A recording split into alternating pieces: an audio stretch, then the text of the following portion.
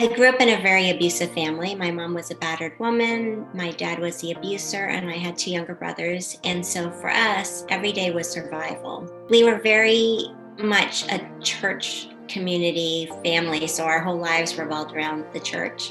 When I came home from university, I took teaching and I was home to do my student teaching.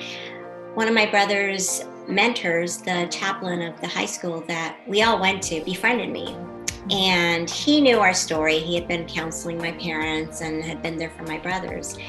And he had a little boy, and one day I was babysitting, and he came home early, and I found myself being raped by him. That moment is when my transition happened. You know, my story might have been obviously very different had I not been a victim of a violent crime.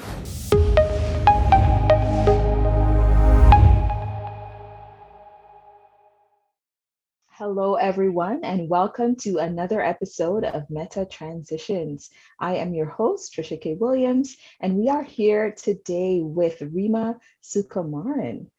Reema is the author of her memoir, Beautifully Broken. We're so excited to have Reema with us today. Welcome to our show, Reema.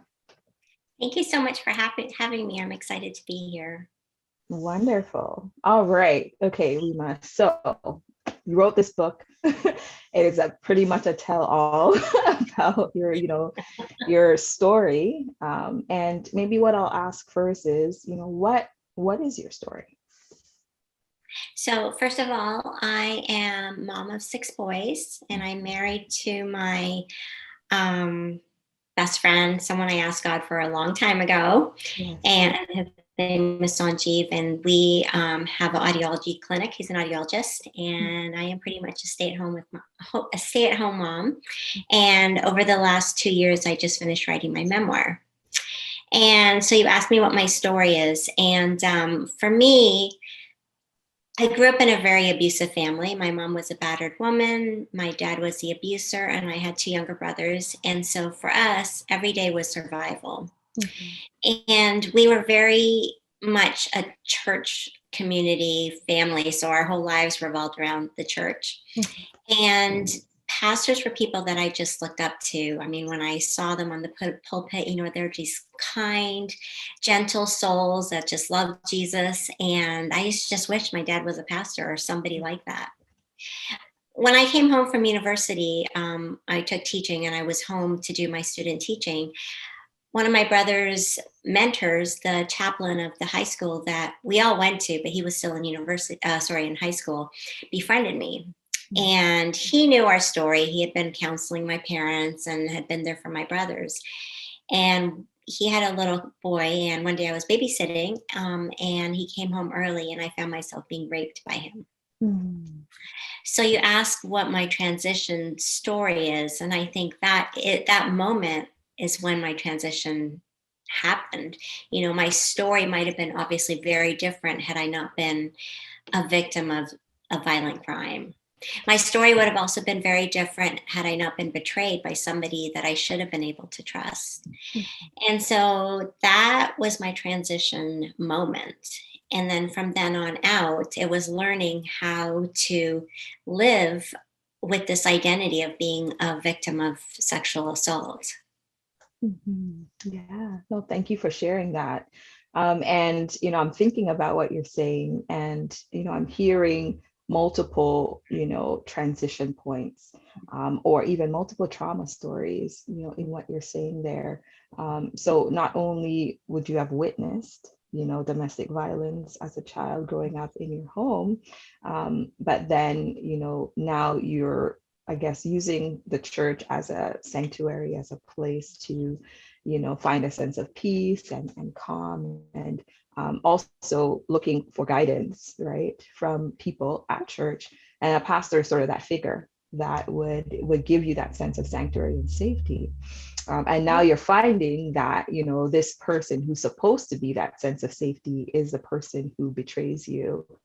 And you find yourself being sexually assaulted by this person. Actually, I can understand that story, actually, the similar story that I have. But is there more that you want to share with us regarding that, and how maybe you moved from, the, I guess, what happened to you to maybe, after what happened? So I was raped. I was 22. And, when I was 22, I thought I was this grown adult, but I have a 22-year-old and they're just babies. They're still trying to figure it out. And at 22, I was that young, maturationally, even probably younger than a 22-year-old because I had been so sheltered. And it was just really just, blindly trying to navigate this. I got engaged shortly after that, and we had shared what happened with our counselor, our premarital counselor. And, we all know that, victims go through so much, and this obviously affected our relationship too, of just trusting. And not that I didn't trust Sanj, but it just comes, so many things come up with it. And we had to journey through that together. And at some point early on, before we actually got married, our pastor actually suggested that I come out with my story and that I should hold my perpetrator accountable. And that was one of the most scariest things I have ever to date done, to decide to hold him accountable. Holding him accountable back in the early 90s is certainly very different than holding someone accountable now. And we basically went to the church leadership, and I had actually called my rapist and had a conversation with him, which I had taped. And he certainly didn't deny it.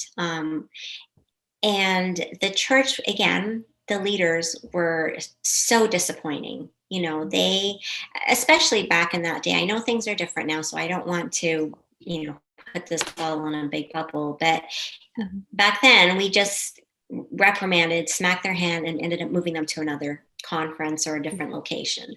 And my perpetrator was smart. Like, they took his ministerial license away, but he was smart enough to go get his chaplain license. And so, he was able to still have a very successful career, but at the same time, because they moved him to another state, they didn't know what had happened. So he was still preaching and doing, working with children and doing different programs in the church, maybe not as a pastor, but in the position that he was as a mentor or as a motivational speaker, he was actually getting paid. Probably more than he did, as a pastor. And so there was a lot of hurt that occurred, especially in those early years, as I'm sure you can understand. There was just, again, I had no parents that I could actually go to. I mean, my mom loved us very much, but she was living in a nightmare herself. And my husband and I, we were navigating this together. The pastor that was counseling us, I mean, looking back, he was young too, And so it was just a very long journey, as I'm sure you can attest. I mean, I'd love to hear your story if you'd like to share. Yeah, definitely. So, like you said, it's a tough story. It's a tough journey to be on, right? And I'm so happy to hear that you had support from your partner and from, the pastor who's counseling you, because it sounds a lot like the challenges that you went through was really, really tough. So I'll tell you my story. It's a little different. So grew up in Jamaica, and our family, Christian family as well, grew up in the church.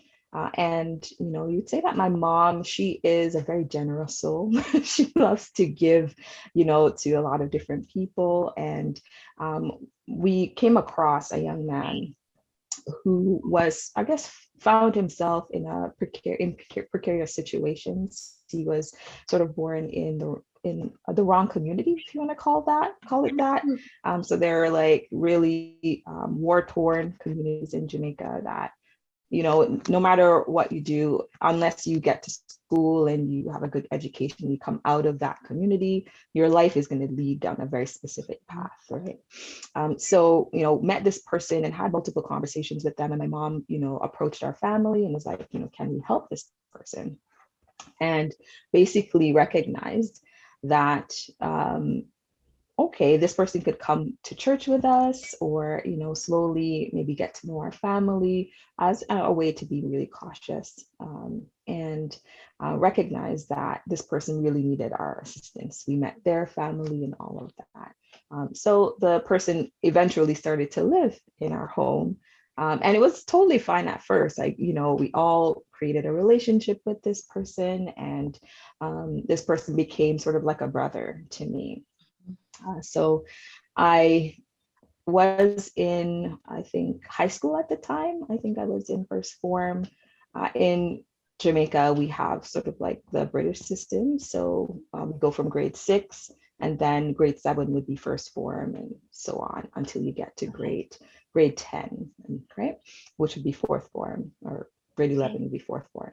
So I was in first form, and when this person started living with us, and had such a good time, became a confidant as well, because I was like, I could share things with this person that I couldn't share with my family, because, how the teenage years go, you're really trying to find yourself. So really trusted this person. But there was also, this person is not my brother, really.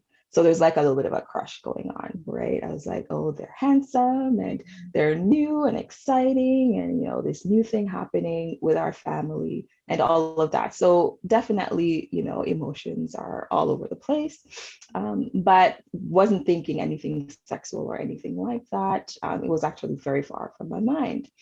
Anyway, so there were little things that would happen that I would question, and I would wonder, what's going on, and I would be like, is everything okay? And they're like, yeah, no worries, nothing that you need to worry about. So like, okay, fine, trust.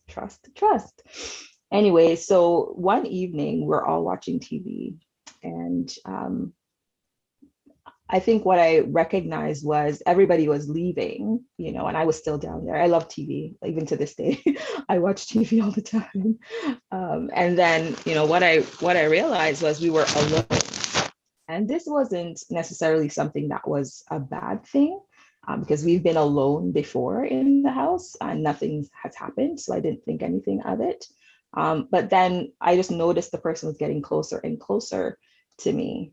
And I started to wonder, you start to get thoughts, and I was like, no, this is a trusted person. I can trust this person. But then they, came and started to caress my leg and started to do a whole bunch of different things. And it was, it ended up getting to the point where it wasn't supposed to. And, you say things like, I don't think this is supposed to happen. And they're like, it's totally fine. And I end up being sexually assaulted. And, I think that was a huge transitional point for me, in that moment, and definitely how things transpired after. Yeah, for sure. So when I was listening to your story, I was just like, trusted individuals that are in our lives and then betray our trust. And then, your whole world shifts. And the way that you think about life shifts. And, you're like, okay, so people that are supposed to be trustworthy are no longer trustworthy. Can I trust anybody? And then you talked about the idea of being in relationships, and getting into relationships and trying to figure out, can I trust the person I'm with? And that was a journey for me as well. So I really do identify with your story and what you're sharing, and definitely know exactly what you're talking about with the challenges that can pose themselves when you're, navigating relationships after, a trauma that happens. For sure. Like that. For sure. I'm sorry that happened to you too. I mean, it just appalls me, truthfully, how often this seems to be someone's story, I mean, this has kind of been part of my mission, is to educate people and to on my website, it says, I show my scars so others can heal. And I think that, like you, there is power in sharing our story. I think it doesn't keep you a prisoner. And whether you tell one person or write a book or do like you're doing, there's empowerment in that. I think I felt like a prisoner for so long. And even though I did share my story with the powers that be, no one really cared, and I think that was really a struggle and hurtful, and taught me that, I was nobody. I was just a little small person on that, on the totem pole.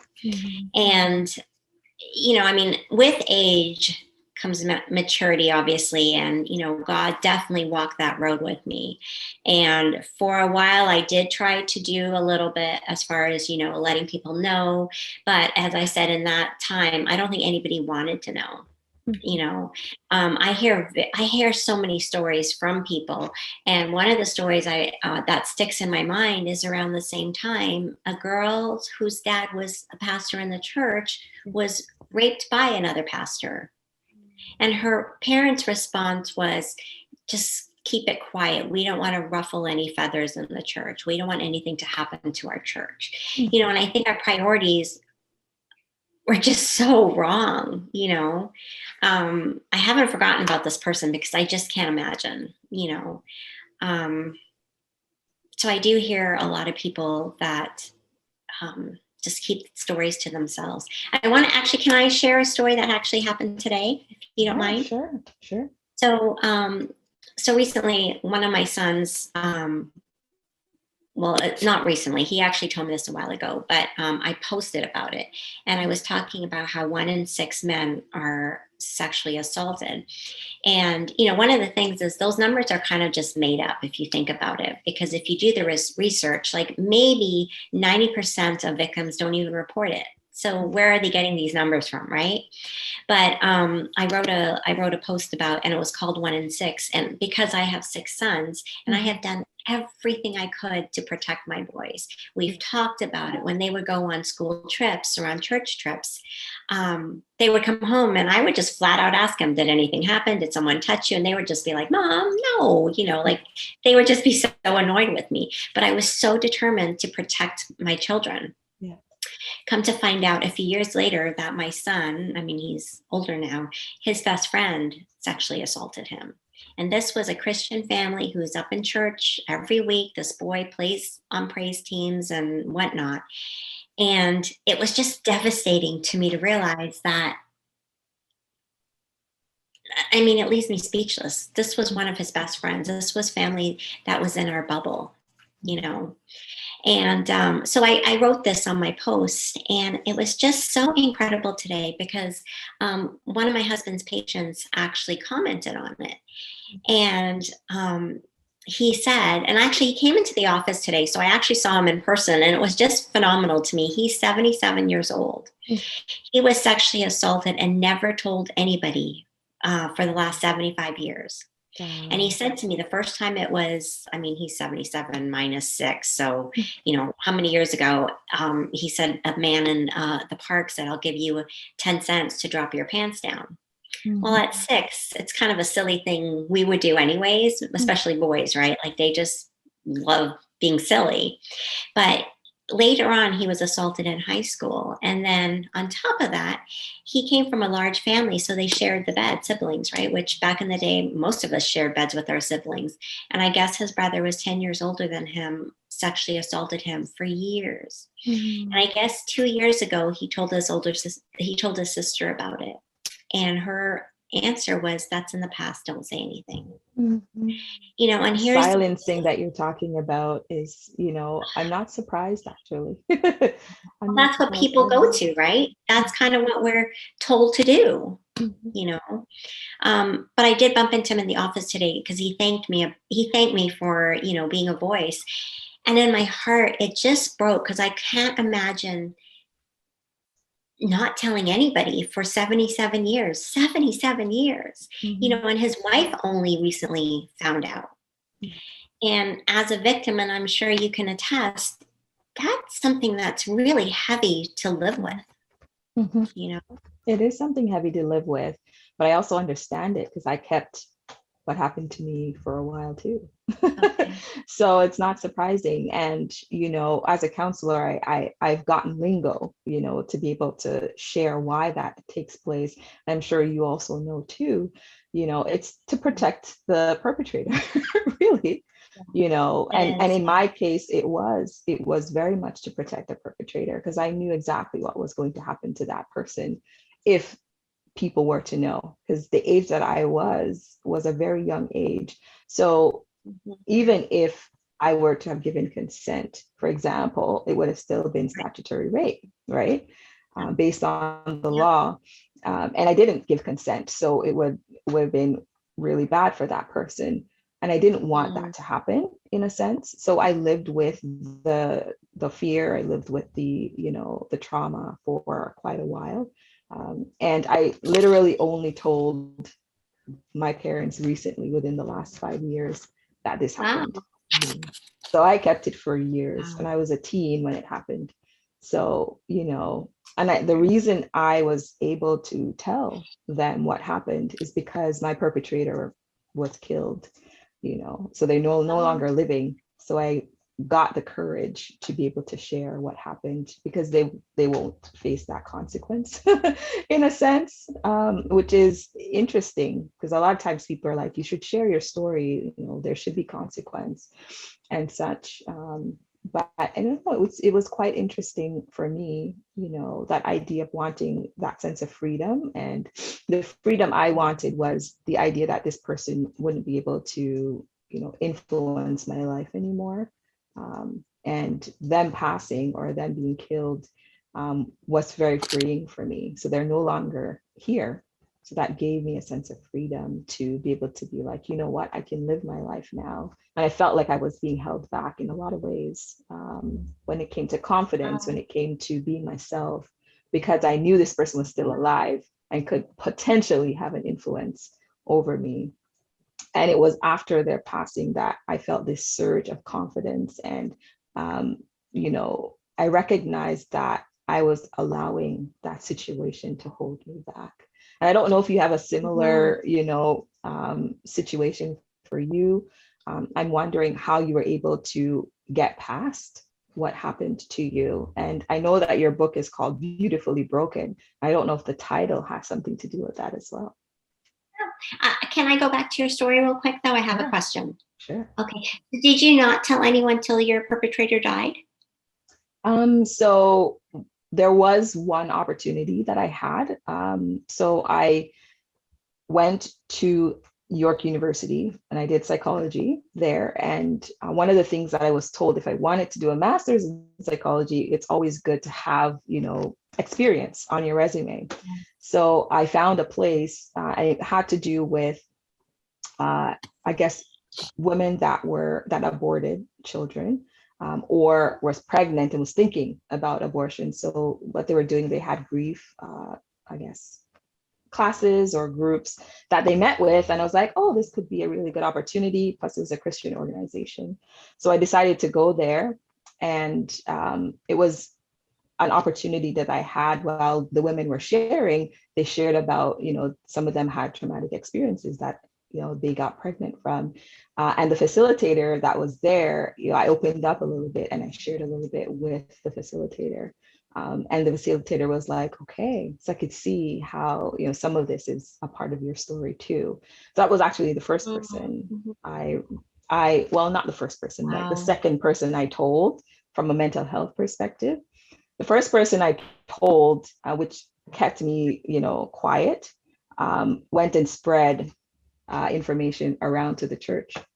And I was basically chastised and ridiculed for, multiple reasons. You know how the church is when it comes to women and rumors like this. But because I wasn't forthright and I didn't want to talk about it, people could think anything they wanted, actually. So it was quite devastating at that age too. Hopefully that answers your question. It does. I think that I mean, looking back, I mean, it's hard to answer that from the younger me standpoint, but I do think that because my mom was a battered woman, I mean, I lived through a lot of abuse, a lot of scary moments. I mean, there were many times we were lucky that my dad didn't kill us, you know? Mhm. And so I think because I lived with that kind of trauma, Mhm. I don't know if it gave me a little bit of an edge or not, but I was determined to not be my mom. And what Yeah. I mean by that is I love my mom. I mean, my mom passed a few years ago, but I had so much anger towards her for many, many years because I was mad she stayed with my dad. And she was a sole provider. She's a nurse. And so, you know, she could have left him even when we were older. We begged her to leave my dad, you know, and there's that whole psychology behind battered women and all that. And all of that is true because I witnessed it, you know. But at the same time, I was determined to not repeat that cycle, which is very easy to do, you know. And I mean, truth be told, I mean, it was all God, you know, because I could have easily gotten into a very similar relationship with somebody and been, you know, in that vicious cycle because that's what we do what we know. Mhm. But you know, God heard.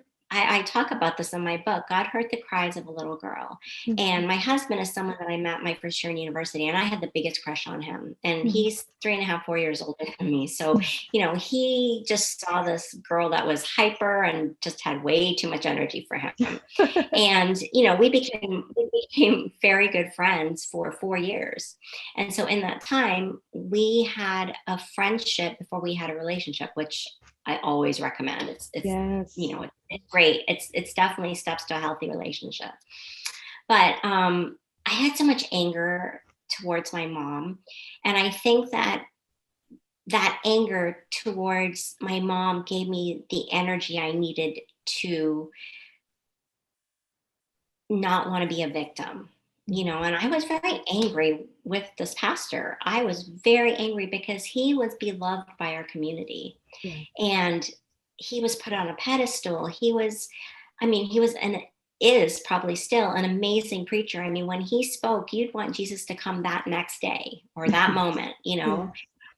And so when my story came out, nobody believed it, first of all. You know, Mhm. the only thing I had going for me is that I had a tape. I had a phone recording that I had called him and, you know, done a recording. My family was very poor. It was a predominantly white town. So we were literally nobody. My dad was very quirky. So we were just that family that was like, oh, we don't want to be around them. They're so weird, you Yeah. know? So why would anyone believe my story? You know? And so the other thing that happened is that I know I wasn't his only victim. Mhm. He taught in a high school, and a few of his victims I knew. Like one of them was very close to me, and she was only 16. Now Mhm. he didn't rape them, but he was very inappropriate with them. Mhm. And I think that sometimes it's easier to fight someone else's battle than your own. And so for me, I knew I had to say something because he was hurting other people, Mhm. you know, and I don't know if this is too much information, but I was a virgin. And Yeah. I was so determined that that be something that I gave to my husband. And and that was a huge thing for me that he stole that. You know, he took that away without permission. And I was really mad about that, Mhm. you know, because as a counselor, you know, that affects the rest of your life. You know, it affects you so many different ways, and sexually is one of the ways it affects you. You know, it's a lot of work that Mhm. normally you would not have to put in, you know. It's true. It's true. And yeah, and so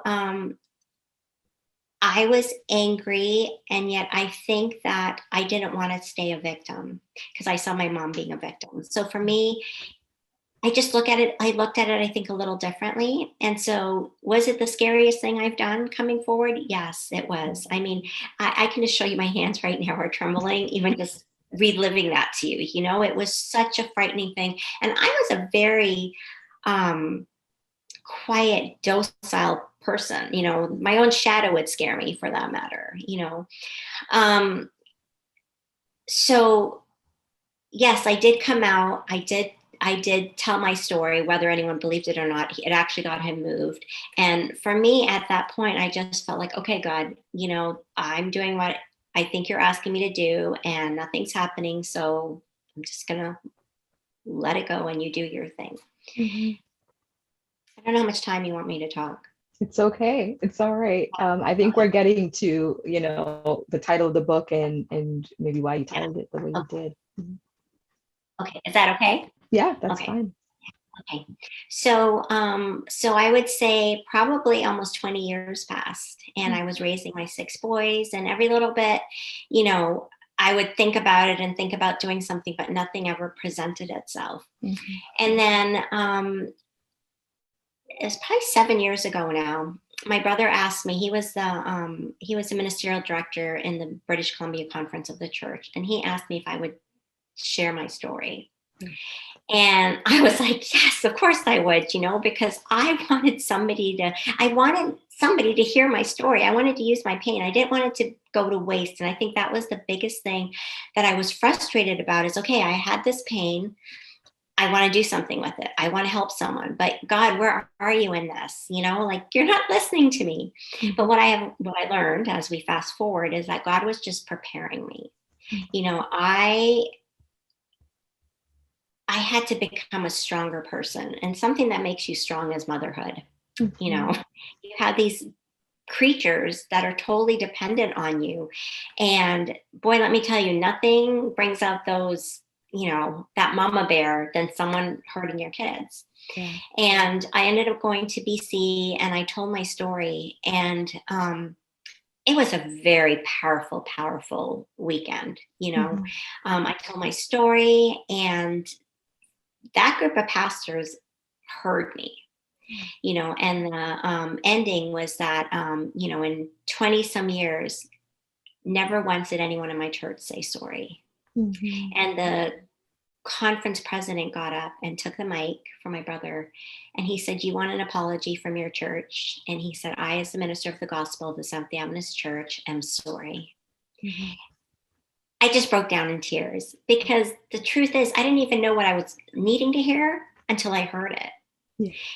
And that man, he was a really powerful, like he is one of those true people that exemplifies Christ, because not did he just say sorry to me, but he was an incredible example to those pastors that were there. 95% of those pastors came and told me they were sorry before the weekend was over. And that was the start of something for me. And what ended up happening is, I think, your body kind of reacts. And I don't think my body knew what to do with all the stuff that had happened to me. And fast forward 2 or 3 years later, I ended up having a mental breakdown of sorts. And it started with a seizure and panic attacks, and there were a whole bunch of things psychologically that were happening to me. And the truth be told, I could not be left alone. I was petrified of my own shadow. And it was a very dark, dark place. But the one thing that came out of me speaking in BC is the Seventh-day Adventist Church of Canada said, "We are going to offer you counseling. There's no cost to you, and there's no time limit."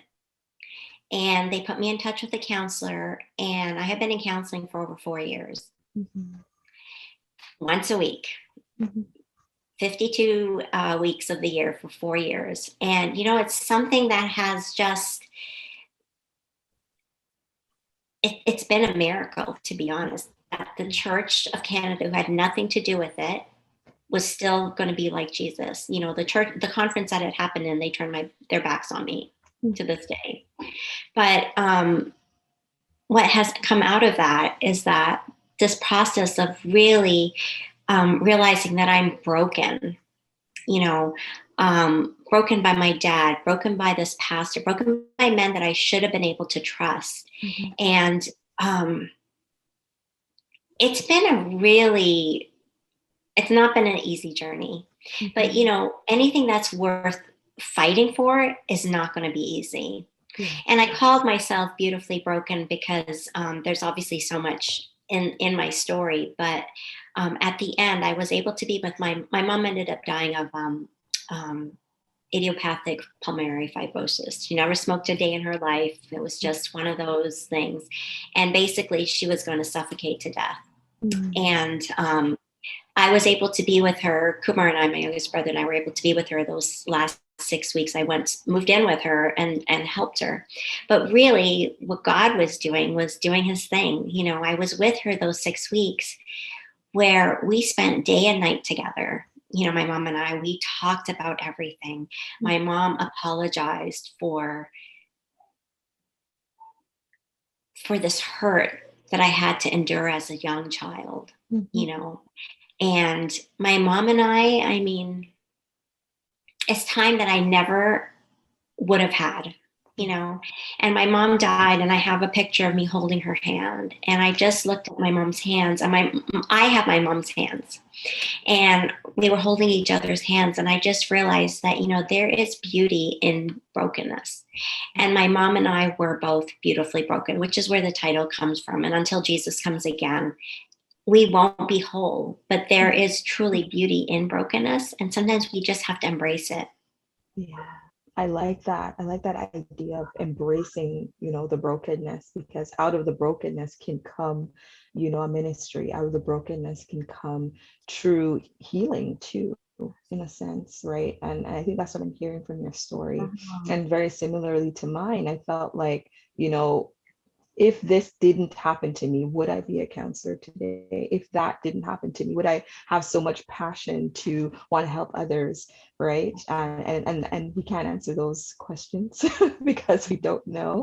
But out of your story came this book. Out of your story came this passion to help others and to speak your story and to, you know, have a platform for people to feel heard and for their voice, you know, to feel like others are telling the story that they can't tell. I wanted to actually just go back to something you had said about your perpetrator and about in counseling, what I learned was there is this bond that comes with the victim and their perpetrator. And it's a bond that most people would not understand. I actually don't even understand it myself, except that I know it's there, you know. And as far as my pastor goes, unfortunately, there's something there. There's a connection that no one will be able to understand. It's not a good thing. It's not a bad thing. It's there, you know. And I mean, I want to use the word lucky. You're lucky that your perpetrator has gone. I don't know if that has freed you, but my perpetrator is still out there. You know, the one thing about America that's so frustrating to me is there's a statute of limitation.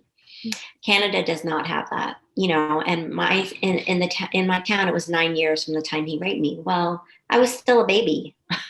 You know, there's no way I would have been ready to come. And so it's infuriating to me that my perpetrator, he's working at a children's hospital as a chaplain. You know, he's out there alive and well.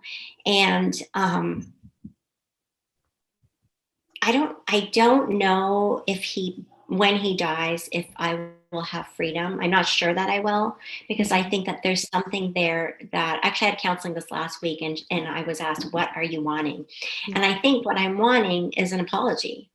And I think as long as he's alive, I have that hope. It's an unrealistic one, I realize, but I have that hope, you know. And I think for me, that's something that I yearn for, because this man was my friend. You know, he was very close to my brothers, and he was close to us. You know, he told me that he loved us and cared for us.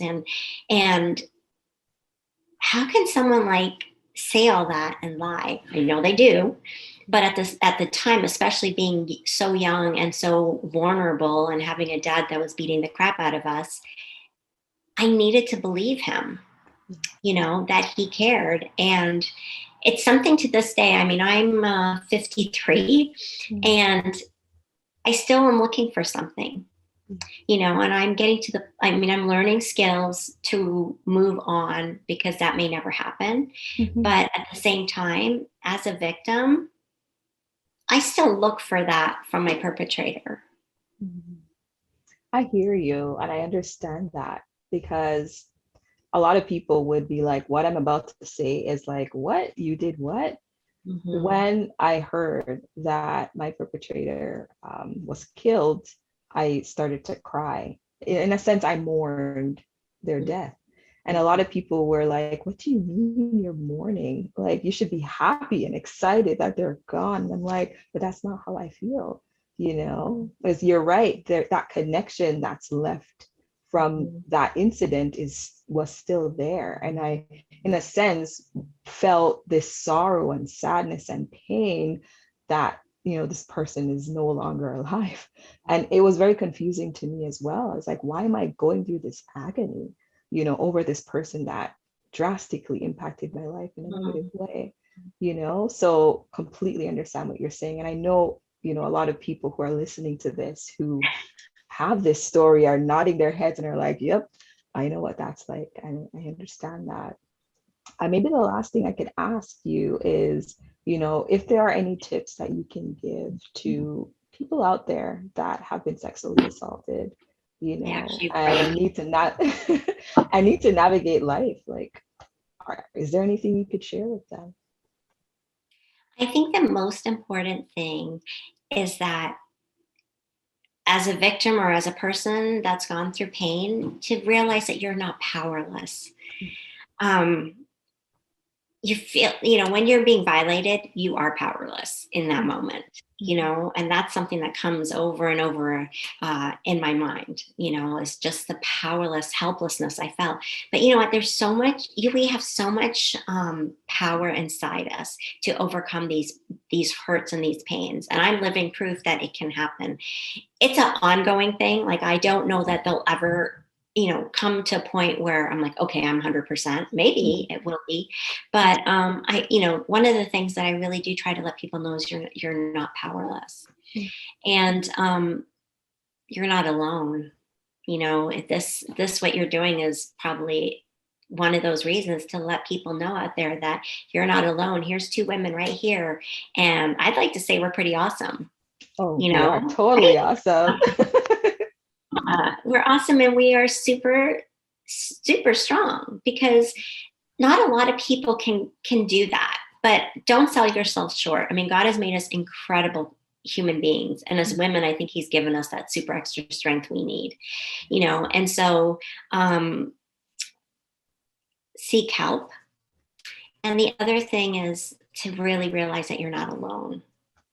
I mean, I can give you hundreds of thoughts because I think about this stuff all the time. But yeah, one, you're not powerless. Two, you're not alone. And three, seek help. And I think the seek help part of it is always scary, as you can probably attest, because you have to actually make yourself vulnerable to seek help. But I think that when you take that step, the freedom that you have in just that one moment of saying, help, I need help, it's pretty incredible, that you're not holding yourself prisoner, I guess, anymore. Yeah, there's that sense of freedom that you can be like, you know what, I need to talk to somebody, or I need to, let this out in some way. And it's important to do that in an environment that this person's trustworthy, and there's not really any judgment. Because I think a lot of times, like myself, we tell people, and then like they don't believe, or you're chastised, right, and ridiculed for sharing with the wrong people. So, I think a counseling space is a really good space for people to be able to share, for really vulnerable stories like this. And I've heard many, many vulnerable stories like this, and have witnessed so many, people, and have given people space to just share what's going on for them. And that's the whole session, is them just sharing their story. And for the first time, they had an opportunity to just let it out, you know. And I think that can be very therapeutic. I think this is very therapeutic too, not only for me, hopefully for you as well. Yes, for sure. Well, thank you so much for being with us, Reema. I really appreciate you, and giving me the space also to share my story too. It's a privilege for you to ask me. Thank you very much. and go get my book. Yes, I was just gonna say, this is your opportunity to shamelessly tell us Shame. all about your book and to tell us where people can get it, and all of that. So yeah, take Okay, I'm the going to be podium. shameless. I'm going to be shameless. Actually, I really do believe that God gave me courage to write this book because I believe it is a story that needs to be told, because it's not just my story. It's usually very many people's story. I'm just a voice, right? I mean, there's so many people that have lived my story. It's called Beautifully Broken by Reema Sukumaran. And my website is called www.reema, REEMA, talks, TALKS.com. And there's a link, but it's on Amazon. And I would love to hear from you if you grab a copy. Mhm. This is the Yay! book, everybody. Go grab a copy of the book. We will also be putting the link to the book in our description box below. We'll put Reema's, also put the website link in the description box below. I think there's also a Facebook group. We'll put that in the description box below too. We're just so happy and excited for you, and we really want to support you in any way that we can. So thank you for being there. Thank you so much. This has been fun, actually. It's been fun. It's always fun to see another strong person. The topic may not necessarily be fun, but it's good. Yes, like you're able to. I get courage actually. When I read your story, and then when every time I see you post something on the Facebook page, it just gives me a sense of courage to know that there's somebody else out there navigating this, and doing it in such a beautiful way. So yes. Thank you. All right, well, there you have it, folks. We heard from Reema today. Go get her book. Until next time, take care.